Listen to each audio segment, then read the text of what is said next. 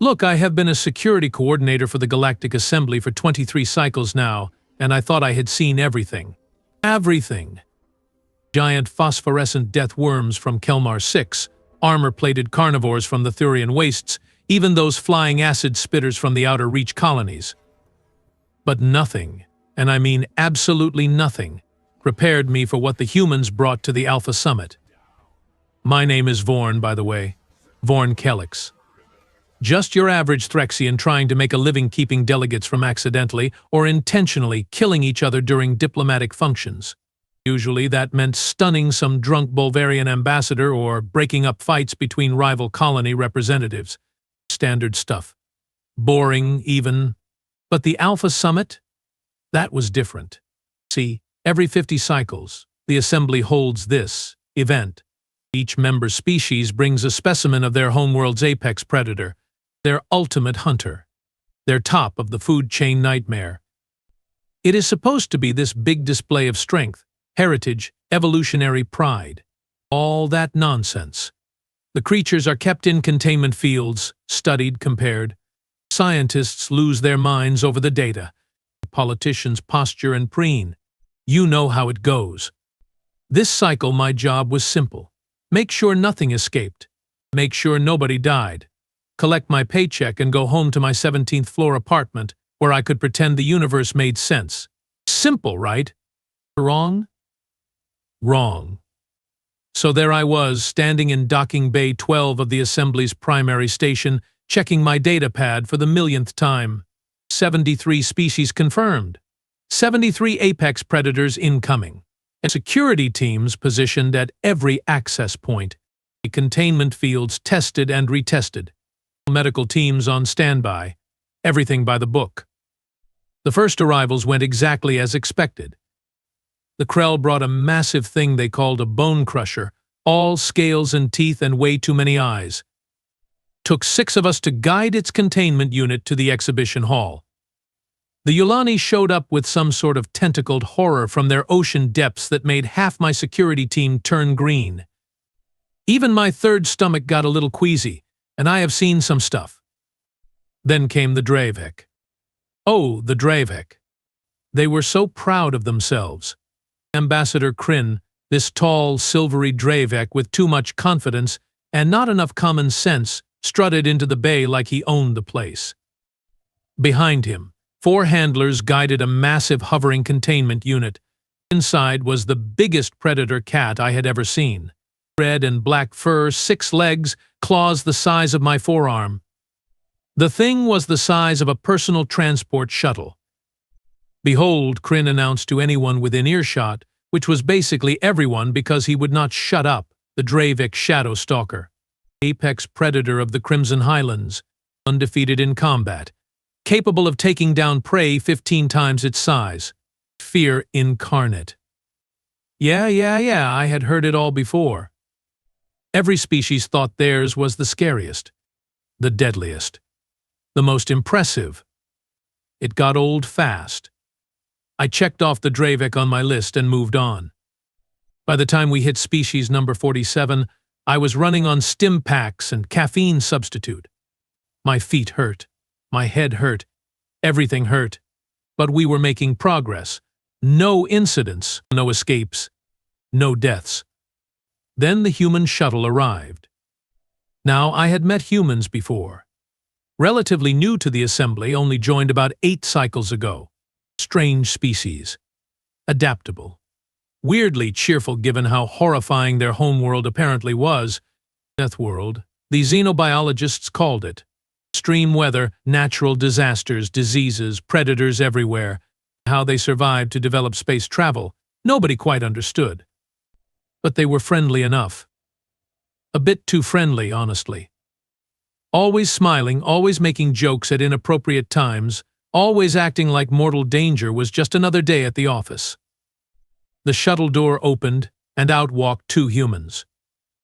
The delegation leader was a woman named Captain Rita Vasquez, tall for a human, dark hair pulled back, confident stride. She had this look in her eyes like she was constantly trying not to laugh at some private joke. And next to her was a shorter human male, Dr. Felix Grant, Their xenobiologist.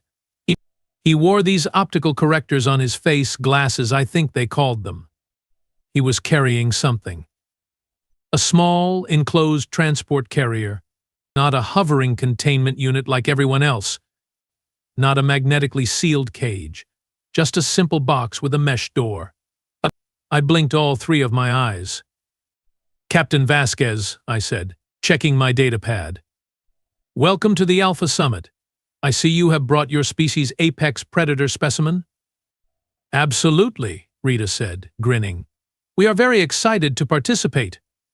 I looked at the box, the very small box. "And it is in there?" "Oh yes," Felix said cheerfully. "She traveled very well. Barely complained at all." "She?" "Me." I pulled up the human submission forms on my datapad. Every species had to file documentation: size, weight, habitat requirements, dietary needs, containment specifications, standard procedure. The human forms were minimal, suspiciously minimal. "Captain," I said slowly, "your documentation lists the specimen as requiring only basic climate control, no special containment, and a diet of processed protein supplements." "That is correct," Rita confirmed. I waited for the punchline. There had to be a punchline. "Forgive me," I continued, "but Earth is classified as a death world. Extreme predation rates, multiple apex species in various ecosystems. And you brought something that eats processed protein supplements and needs no special containment?" "Yep," Rita said, popping the P sound. Felix adjusted his glasses. "She is actually very low maintenance, really quite delightful." This was wrong. This was very wrong. But I had 73 species to process, and if the humans wanted to embarrass themselves by bringing something underwhelming, that was their problem, not mine. "Fine," I said, making a note on my datapad. "Proceed to Exhibition Hall 7. Your assigned display space is number 62. Security protocols are in the information packet I am sending to your comm units now. Do not, under any circumstances, remove the specimen from containment during the exhibition." "Understood," Rita said, still grinning. They walked past me, Felix carrying the small box like it weighed nothing. I watched them go, shook my head, and went back to processing arrivals. 3 hours later, all 73 apex predators were secured in the exhibition hall. The grand opening ceremony was scheduled to begin in 30 minutes. I was doing final security sweeps when Ambassador Kryn found me. "Born," he said, his silver skin practically glowing with smugness. "Have you seen the human contribution yet?" Briefly, I replied, scanning the containment fields for the 15th time. "All green. All secure." "It is," Kryn paused dramatically, "a small furry creature, barely larger than my hand.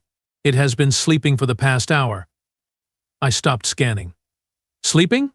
"Curled up in their display. Not moving, not threatening. Just sleeping." Kryn laughed, this high-pitched sound that made my antennae twitch.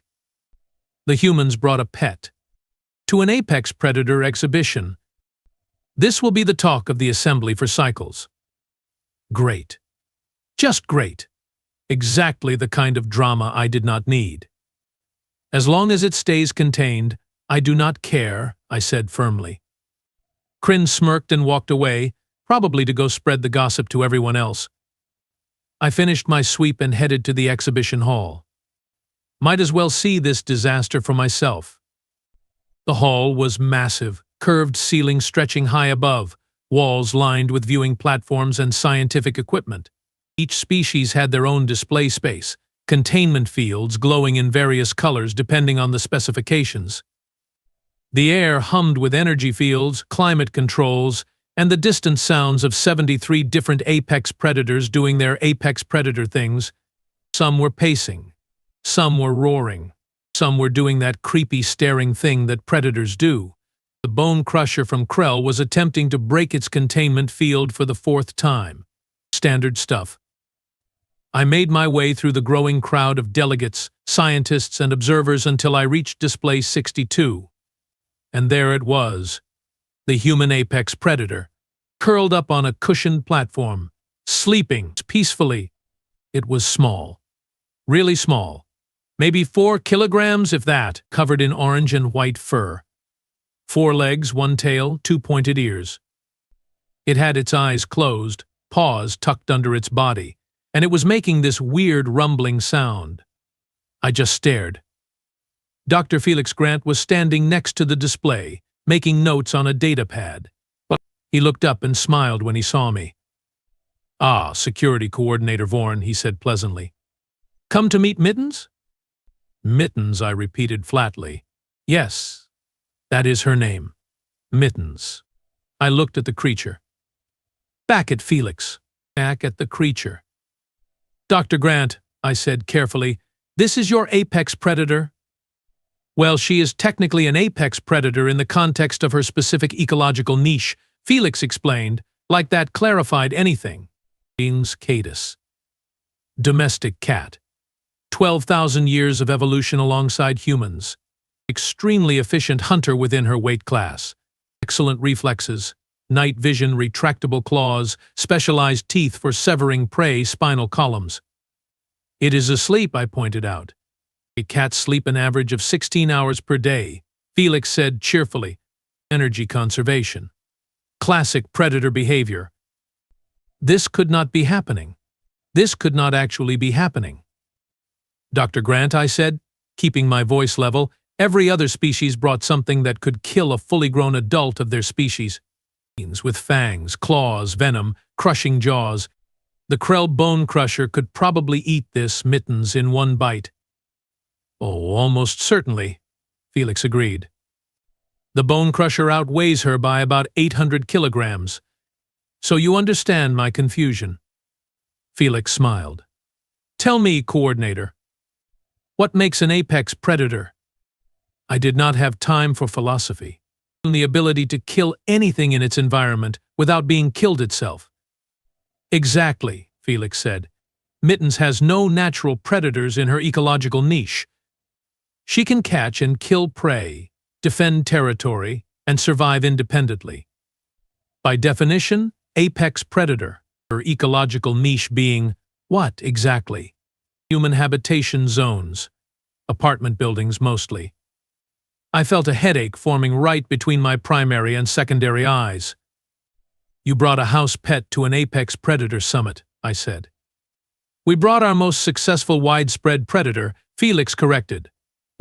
"There are approximately 600 million domestic cats living with humans across our colonies and homeworld. They have successfully spread to every human-inhabited planet. They have no significant predators. They hunt for sport even when well-fed. They are, by every measurable metric, incredibly successful as a species." Technically, he was not wrong. But technically correct was not going to save the humans from being the laughing stock of the assembly.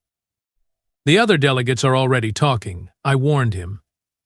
"This is going to be awkward for your species." Felix just smiled. "I think it will be fine." Before I could respond, the announcement system crackled to life. "All attendees, please take your positions. The Alpha Summit exhibition will begin in 5 minutes. Repeat, 5 minutes to opening ceremony." I left Dr. Grant with his sleeping house cat and went to coordinate my security teams. At least if the humans embarrassed themselves, it would not be a security problem. Just a diplomatic one. Not my department. The opening ceremony was exactly as pompous as I expected.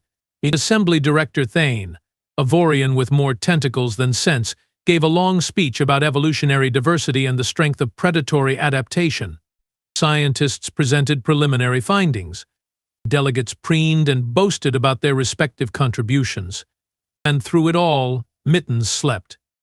The crowd eventually broke into smaller groups, wandering between displays, comparing specimens, taking notes. I watched from my security station as Ambassador Kryn led a group of delegates to the human display, clearly ready to mock the humans for their bizarre choice. I should have been paying attention to literally anything else. The bone crusher was getting agitated again. Some of the flying creatures were testing their containment fields. Standard threats that actually mattered. but something made me keep watching the human display. Mittens woke up. One moment she was sleeping. The next her eyes snapped open, round eyes, yellow-green, pupils dilating in the bright exhibition lights. She stood, stretched, arched her back in that way cats do. Then she sat down, wrapped her tail around her paws, and stared directly at Ambassador Kryn.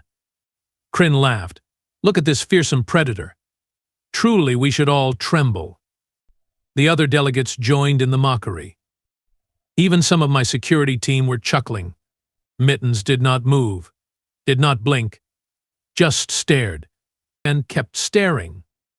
Kryn's laugh faltered, just slightly. "It is looking at me," he said. "It is a predator," one of the other delegates said.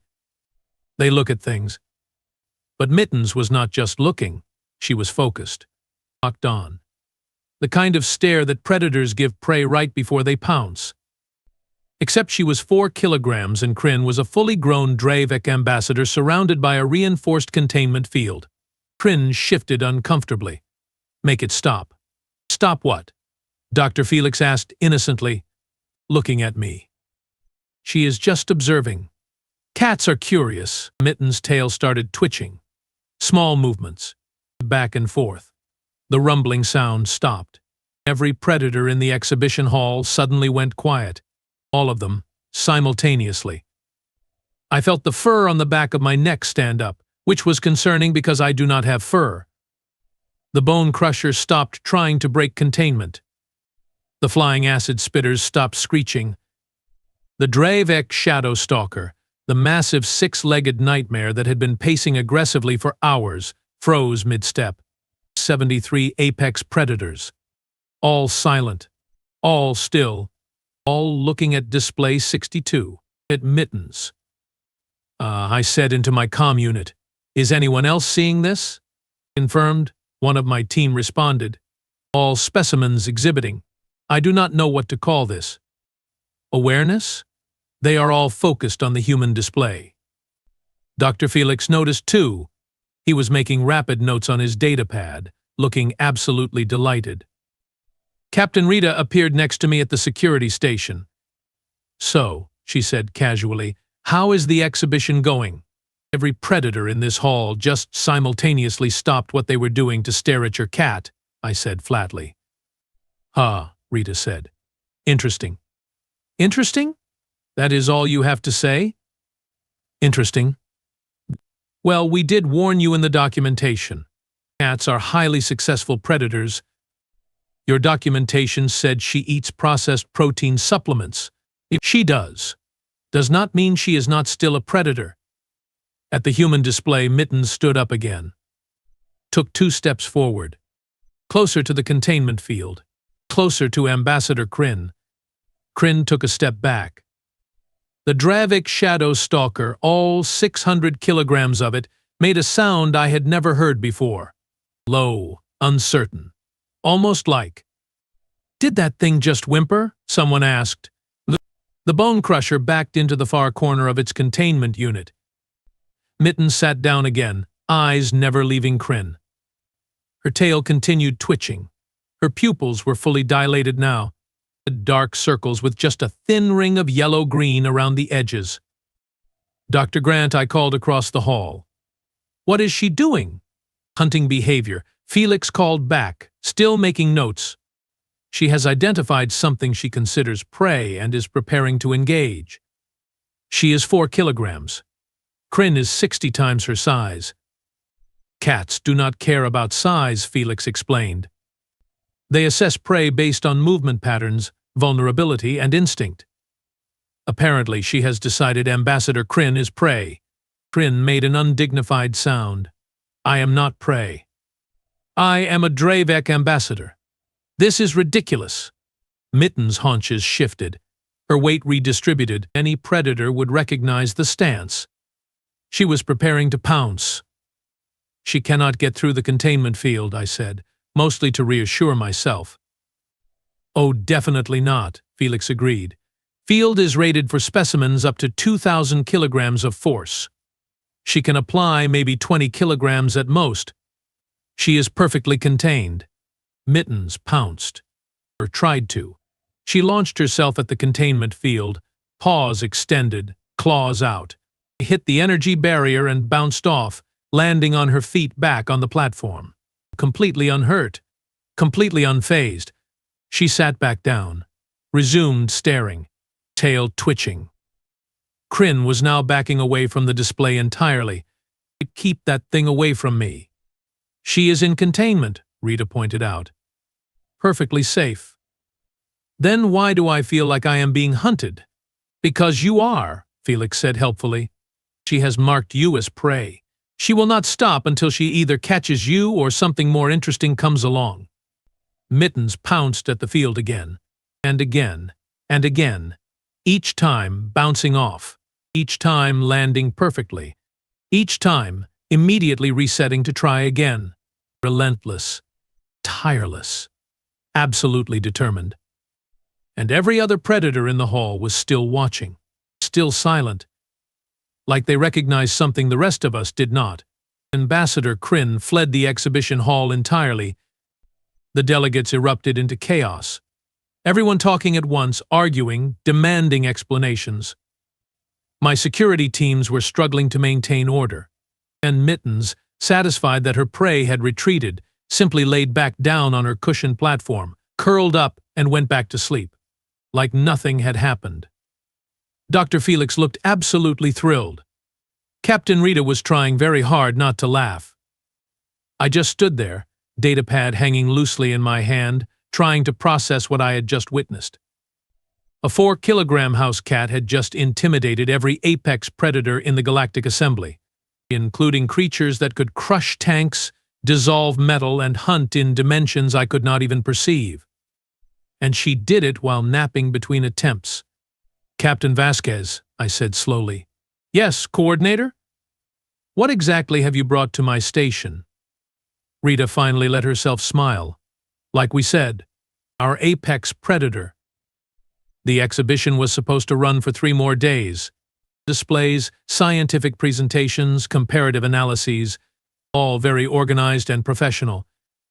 That plan lasted approximately 4 more hours, because Mittens woke up again, and this time she was hungry. So here is the thing about hosting 73 apex predators in one location. You plan for escapes. You plan for territorial disputes. You plan for specimen aggression and equipment failures and delegates doing stupid things because delegates always do stupid things. You know what you do not plan for? A 4-kilogram Housecat deciding she wants dinner and every single other predator in the building losing their collective minds about it. Let me back up. 4 hours after the Mittens incident, as my staff had started calling it, things had mostly calmed down. Ambassador Kryn was still refusing to enter the exhibition hall. The scientific teams were frantically analyzing behavioral data, trying to explain why 72 apex predators had simultaneously acknowledged a Housecat as a threat. And I was mainlining my 5th cup of caffeine substitute, wondering if it was too late to change careers. Dr. Felix Grant had given Mittens her dinner right on schedule. 600 hours, apparently. Very punctual, these cats. He opened a small container of something that smelled absolutely vile, even by station food standards, and placed it in a shallow dish inside the containment field. Mittens, who had been sleeping again, immediately woke up, walked over to the dish, sniffed it with deep suspicion, and refused to eat it. Ah, Felix said, adjusting his glasses. Problem? I asked, because my day was not complete without more problems. She is not eating her food. So? Well, so cats are creatures of extreme habit. If she is refusing her regular food, something is bothering her. I looked at Mittens. She looked back at me, blinked slowly, then turned and stared at the containment field wall, directly at the display next to hers, which happened to contain the Yulani contribution, a tank of water housing their oceanic apex predator, specifically, a tank full of live Yulani feeding fish. Oh no! Dr. Grant, I said carefully, why is she looking at the fish? Felix followed my gaze. Ah, that is all you have to say? Ah, cats are obligate carnivores. They prefer live prey when available. The movement triggers their hunting instinct. Those fish are not her prey. Those fish are food for the Yulani specimen. Try explaining that to her. Mittens crouched low, her eyes locked on the swimming fish. Her tail started that twitching thing again. The Yulani predator, a massive tentacled nightmare that had been floating peacefully in its tank, suddenly retreated to the far side, as far from Mittens as the containment would allow. "You have got to be kidding me," I muttered. Mittens launched herself at her containment field. Not at the weak point, not at the generator, just straight at the wall closest to the fish tank. It hit the barrier, bounced off, tried again, and again, and again.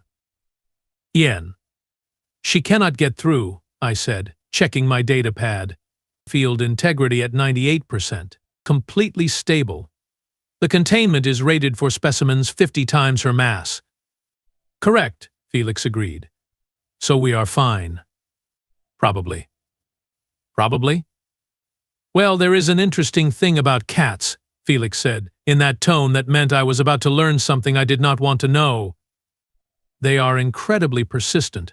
If they want something, they will keep trying until they either succeed or find another way. There is no other way. She is in a level 4 containment field." Felix did not look convinced. Mittens kept launching herself at the field. Each impact made a small flash of light where she hit the energy barrier.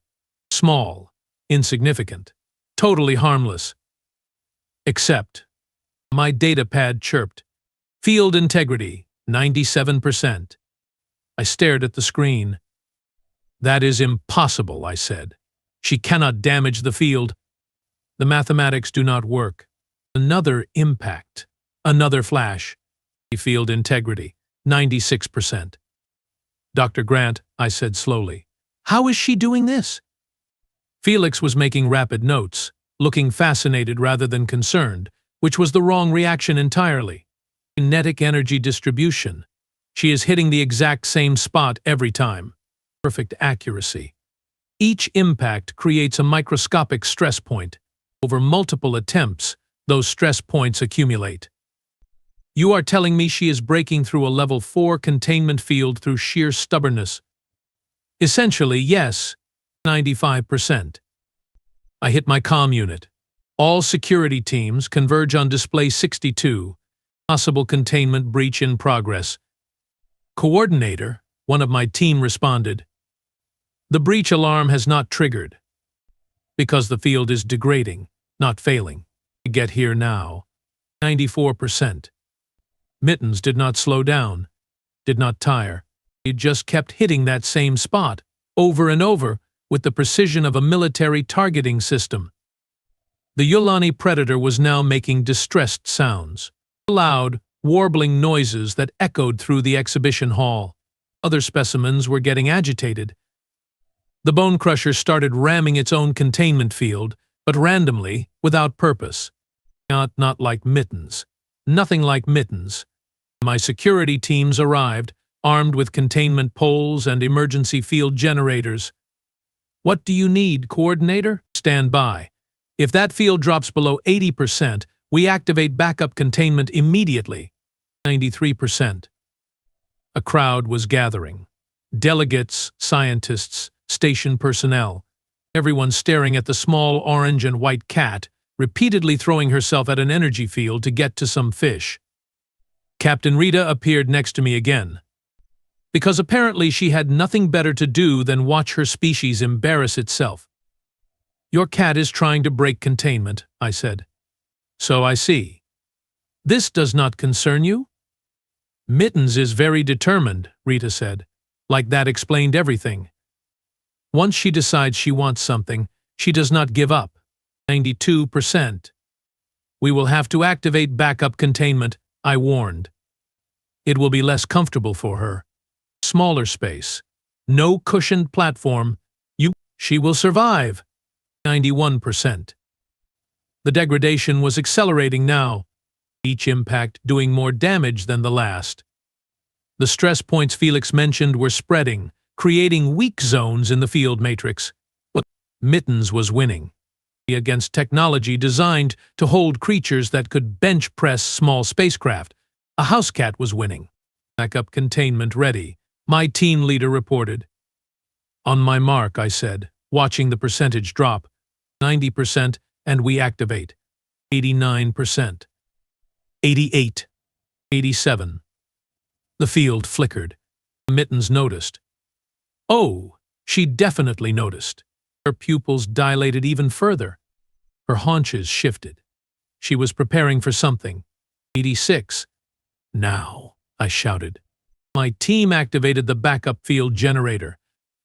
A second energy barrier snapped into place around display 62, overlapping the original. Double containment. Twice the strength.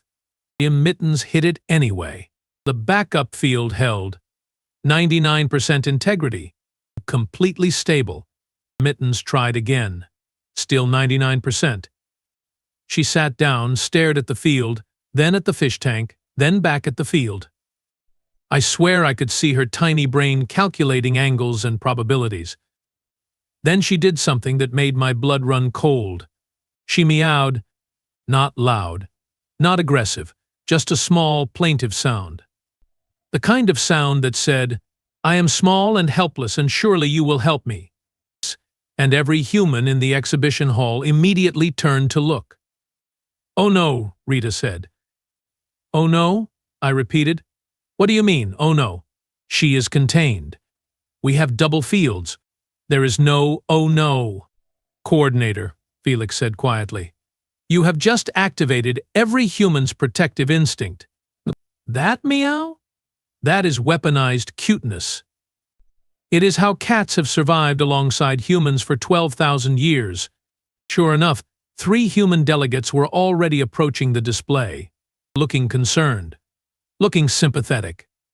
"She sounds sad," one of them said. "She is fine," I said firmly. "She is trying to hunt fish that are not hers. She needs to stay contained. But she is hungry. She has food, right there, in her dish. She is just being picky." The human looked at the uneaten food. "That does smell pretty bad." "It is scientifically formulated nutrition." Mittens meowed again. Louder this time. More pathetic. 2 more humans joined the group. "You cannot let her out," I said, positioning myself between the humans and the containment controls. "She is an exhibition specimen. Protocol is absolute."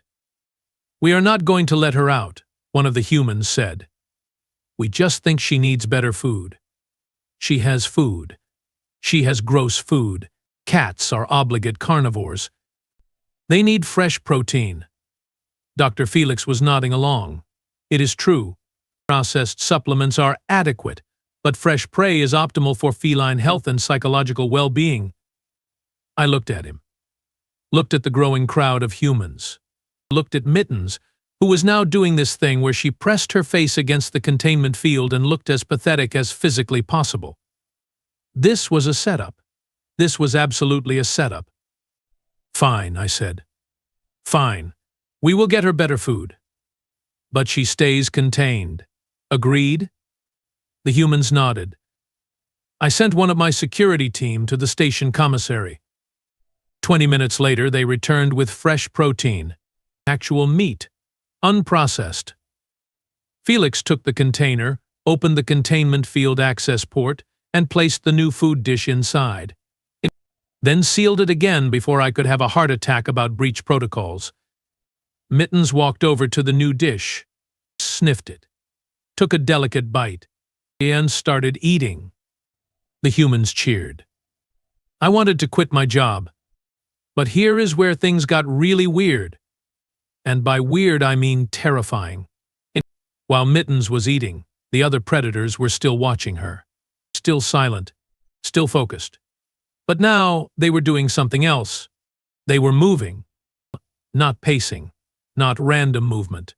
Deliberately positioning themselves in their containment units to get the best view of display 62. The bone crusher, which had spent hours trying to break free, was now sitting calmly at the front of its enclosure, watching. Watching.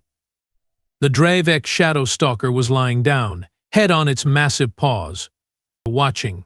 Every single predator in the hall was oriented toward Mittens.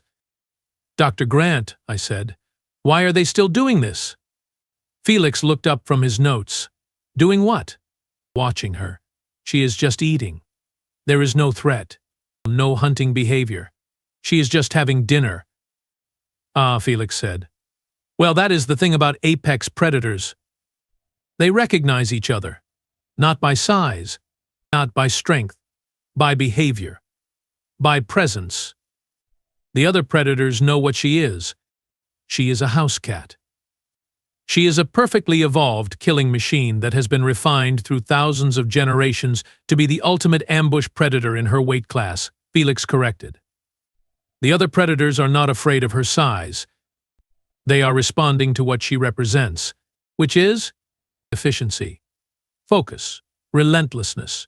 Every trait that makes a successful predator she has, compressed into 4 kilograms of fur and murder. They recognize that. They respect it." I looked at Mittens. She had finished eating and was now grooming herself, licking her paw, washing her face, looking completely harmless. "You are insane," I told Felix. "Your entire species is insane." "We prefer the term adaptable," Rita interjected.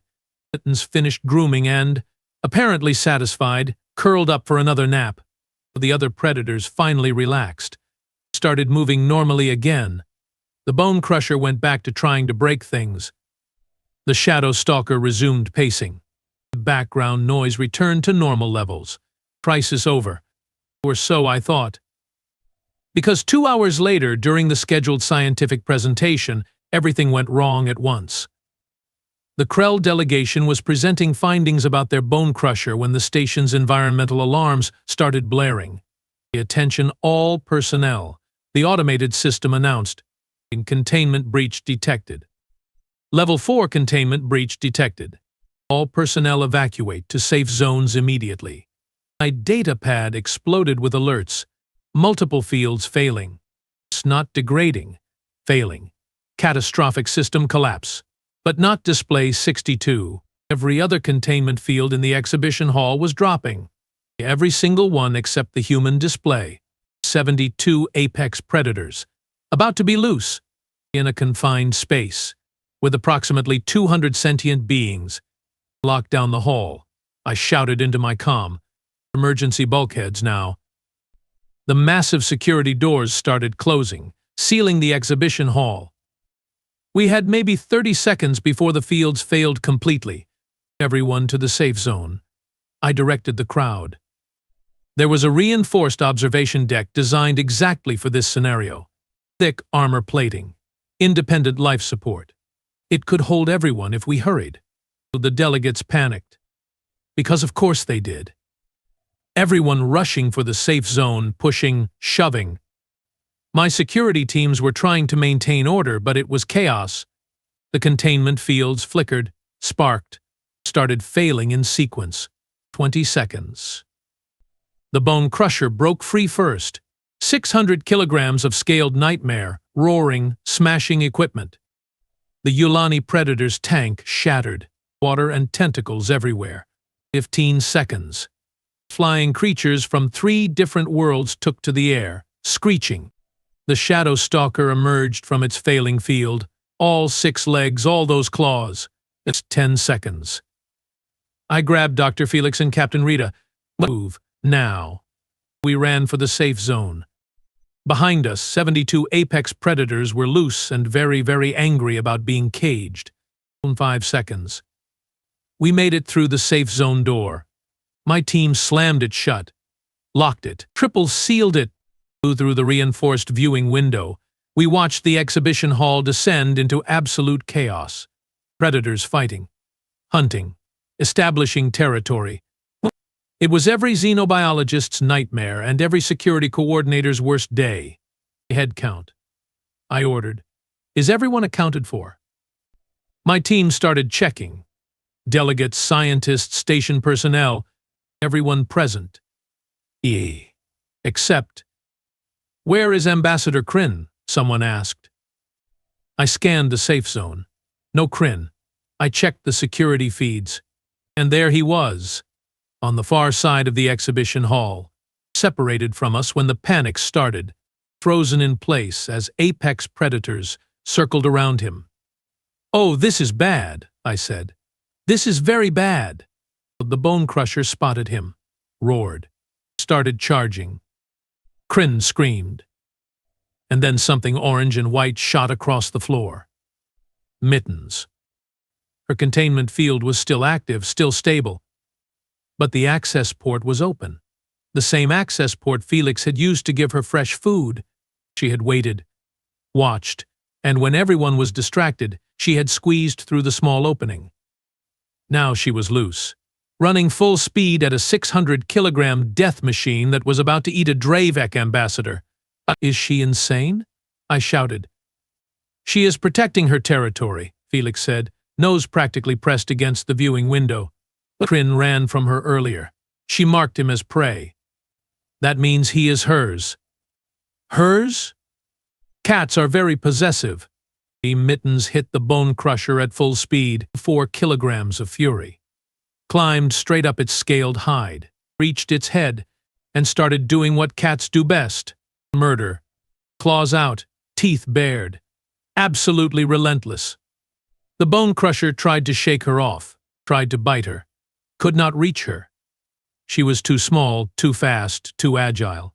Every swipe missed. Every snap of those massive jaws caught nothing but air. Mittens shredded its face, its eyes, its ears. The bone crusher, apex predator of the Krell homeworld, undefeated in combat, ran away. Just ran. Crashed through equipment. Fled to the far corner of the hall. Hid. Fire from a housecat. Mittens landed on the floor. Shook herself. Sat down and stared at the other loose predators. The shadow stalker froze mid-step. The tentacled horror retreated into a puddle of its own tank water. Flying creatures landed and stayed grounded. Every predator that had broken containment was now backing away from the tiny orange and white cat sitting calmly in the middle of the floor. She walked over to Ambassador Kryn, rubbed against his legs, meowed pleasantly. Kryn, to his credit, did not move, possibly because he was too terrified. Possibly because he had finally learned not to run from predators. "This cannot be real," I said. "I am hallucinating. It's too much caffeine substitute. Not enough sleep. This is not actually happening." "It is happening," Rita said, grinning. "Mittens is establishing dominance. Over 72 apex predators?" "Apparently." Mittens sat down next to Kryn. Started grooming herself again. Just casual, just relaxed, completely unbothered by the fact that she was surrounded by creatures that could kill her in seconds. And those creatures wanted nothing to do with her. My engineering team managed to restore the containment fields remotely. One by one, the predators were recaptured, guided back into their displays. Even the bone crusher eventually emerged from hiding, though it kept checking over its shoulder like Mittens might be following. The last to be contained was, of course, Mittens herself. Felix entered the hall with a toy, a small object on a string. He dragged it along the ground. Mittens' eyes locked on it immediately. She pounced, caught it, carried it back to her display like she had hunted down the galaxy's most dangerous prey. Felix sealed the access port behind her. Crisis over. Hell again. 3 hours later, after emergency repairs, medical checks, and about 17 reports I would have to file with Station Command, I found myself back at Display 62. Mittens was sleeping. Again, curled up peacefully like she had not just single-handedly subdued 72 apex predators and saved a Dravek ambassador. Captain Rita and Dr. Felix were there too, waiting for me, probably. "Coordinator Vorn," Rita said. "I imagine you have questions." "Just one," I said. "Why?" "Why what? Why bring her? You had to know this would happen. You have 600 million of these creatures. You understand their behavior. You knew exactly how the other predators would react. So why bring a housecat to an apex predator summit?" Rita and Felix exchanged looks. Because, Felix said, the summit is about showing what makes each species unique. Our relationship with apex predators is different from everyone else. Different how? Most species either avoid their apex predators or hunt them to near extinction, Rita explained. Humans? We invited ours to live in our homes. We bred them for companionship. We gave them food, shelter, safety, and in return, they hunt our pests, provide comfort, and occasionally save us from ourselves. By terrorizing other predators? By being what they are, Felix said. Cats are not pack animals. They are not domesticated in the traditional sense. They chose to live with us, and we chose to let them. That partnership, that mutual respect between apex predators, that is what makes humanity unique. I looked at Mittens. At the small, sleeping creature that had somehow become the most talked about specimen at the entire summit. She is going to be famous, I said. You know that, right? Every species here is going to remember the human housecat that made the bone crusher run away. Good, Rita said. Let them remember.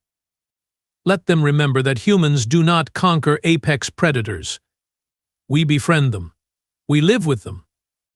We share our homes with creatures that could kill us in our sleep, and we trust them not to. That is insane. That is humanity. I could not argue with that. The next morning, the assembly director made an announcement. Due to unforeseen circumstances, the Alpha Summit would conclude early. All specimens would be returned to their homeworlds immediately. No further explanations provided. Ambassador Kryn personally delivered an apology to the human delegation. Something about cultural misunderstandings and deeply respecting their contribution. He kept a safe distance from Display 62 the entire time. The scientific community was already publishing papers. Comparative predator behavior. Cross-species intimidation responses. The psychological impact of size-independent threat assessment. Mittens was going to be studied for decades. As the delegations prepared to depart, I did one final security sweep of the exhibition hall. Most of the displays were already empty. Specimens loaded back onto shuttles, heading home, except Display 62. Mittens was awake, sitting at the front of her containment field, watching me. I walked over, stood there for a moment. You caused me more trouble in 2 days than I have had in 23 cycles, I told her. She blinked slowly. You terrified beings 10,000 times your mass. Another slow blink. You made the bone crusher, apex predator of Krell, run away and hide. She yawned. Yawned. And you did it all because you wanted some fish. Mittens stood up, stretched, and walked back to her cushioned platform. Curled up, went back to sleep, dismissed. Just like that. The galaxy's most infamous predator could not be bothered with me anymore. Dr. Felix came to collect her, placed her back in the simple transport carrier. She settled in without complaint. Coordinator Vorn, Felix said. Thank you for hosting us. Thank you for the nightmares I will have for the rest of my life. He smiled. Humans have been living with these nightmares for 12,000 years. You get used to it. I sincerely doubt that. Captain Rita joined us. We will be departing now. It has been educational. For all of us, I said dryly. They left. Walked out of the exhibition hall, off my station. Back to wherever humans went to do whatever humans did with their apex predator housecats.